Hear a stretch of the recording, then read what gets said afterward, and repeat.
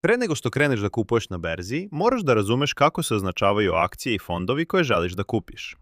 Svaki instrument, bilo pojedinačna akcija ili indeksni fond, ima svoj jedinstveni simbol koji se stručno zove ticker simbol. Uvek se piše sa dolar znakom ispred, a koristiš ga kada tražiš ili kupuješ nešto u aplikaciji brokera. Ticker simbol je kao lična karta hartije od vrednosti, kratka skraćenica, obično od 1 do 5 slova, koja ti omogućava da brzo pronađeš tačno ono što želiš među hiljadama dostupnih opcija. Ticker simbol je kao oznaka aerodroma. New York JFK, San Francisco SFO, ili kao tablice na automobilima. Novi Sad NS, Beograd BG. Isto važi za indeks fondove i deonice kompanija. Svaki ima svoj jedinstveni ticker simbol koji je lako pamtljiv i brz za pretragu.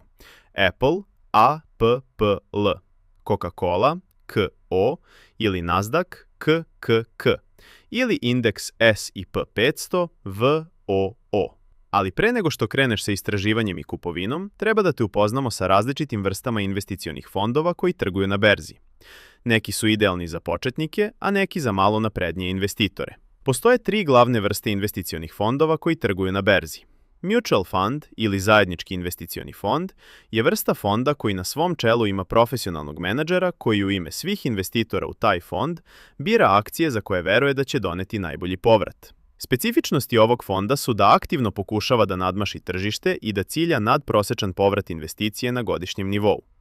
Međutim, zbog tog aktivnog menadžmenta, zajednički fondovi su obično znatno skuplji od pasivnih fondova koji nemaju menadžera i samo prate indeks. Indeksni fond, ili kako ga kod nas najčešće zovu ETF, je vrsta investicionog fonda koji nema aktivnog menadžera.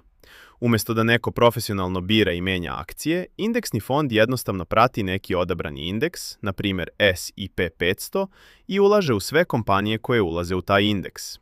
Na primjer, ako kupiš ETF koji prati S&P 500, ti automatski posjeduješ mali deo od 500 najvećih američkih kompanija poput Apple, Microsoft, Nvidia, Amazon, Tesla, Coca-Cola i još 495 drugih. Treća vrsta investicionih fondova su specijalizovani ETF-ovi.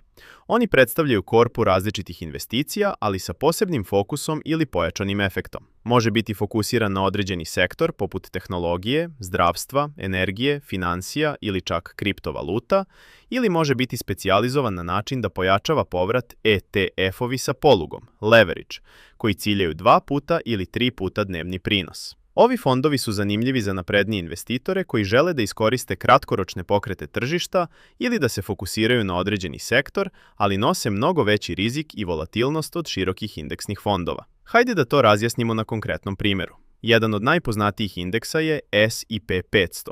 On prati 500 najvećih i najuspešnijih američkih kompanija. Nekoliko velikih izdavača nudi ETF-ove koji tačno prate taj indeks, a najpopularniji su od BlackRocka i Vanguarda.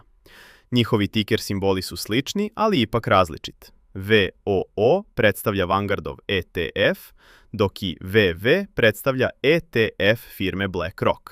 Obe opcije rade gotovo isto. Prate istih 500 kompanija, imaju ekstremno niske troškove i daju identičan rezultat na duge staze.